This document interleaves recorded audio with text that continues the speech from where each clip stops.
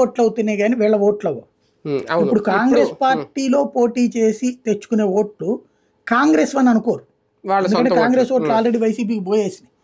ఇప్పుడు SC ST నియోజకవర్గాల్లో ఇవాళ ఈ లీడర్లు తెచ్చుకునే ఓట్లు వీళ్ళ సొంత ఓట్ బ్యాంకులు అండి. ఇప్పుడు ఫర్ ఎగ్జాంపుల్ మన పవన్ కళ్యాణ్ గారు అన్నట్టు కనీసం 10,000 ఓట్లు తెచ్చుకోగలిగిన వాడినే నేను చూస్తానన్నారు కదా. ఎందుకని ఆ 10,000 ఓట్లు వాళ్ళకి వస్తే ఎట్ట తెలుసుద్ది?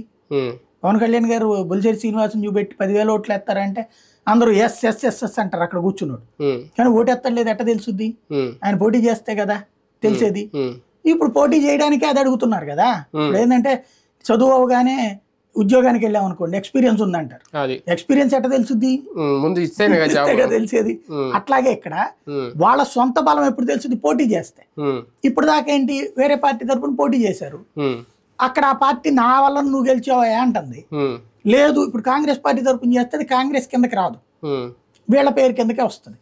అందుకని ఒక ప్రయత్నం చేద్దాం, మనకంటూ ఎంత ఓట్ బ్యాంక్ ఉందనేది ట్రై చేస్తున్నారు. సిట్టింగులు ఉన్న చోట థ్రెట్ వైసీపీకి ఎంతవరకు ఉంటుంది కాంగ్రెస్ లో? అలాగే మాజీ మంత్రులు కొంతమంది చేరుతున్నారు, వాళ్ళు ఎవరి ఓట్ బ్యాంక్ గండి కొట్టే అవకాశం ఉంటుంది? ఖచ్చితంగా వైసీపీ ఓట్ బ్యాంకే గండి కొడతారు.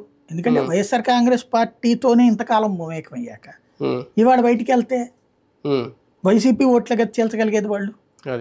కాకపోతే లాస్ తెలుగుదేశానికి అవుతుంది. ఎట్లాగా? ఇక్కడ ఆల్టర్నేటివ్ లేకపోతే సచ్చినట్టు టీడీపీకి వేస్తారు కదా. నువ్వు జగన్ మీద కోపం ఉన్నటువంటి వాళ్ళు తెలుగుదేశానికో జనసేన బీజేపీ కూటమికో వేయాలి, అంతే కదా. ఇక్కడ మధ్యలో ఇతనికి వేస్తామంటే ఇది రెండు కోణాలు. ప్రభుత్వ వ్యతిరేక ఓటు చీలనివ్వకూడదు అన్నటువంటి పవన్ కళ్యాణ్ ఆశకి గండిపడింది. రెండవది వీళ్ళని ఇంకో కోణంలో కూడా చూడాలి. వైసీపీ ఓటరే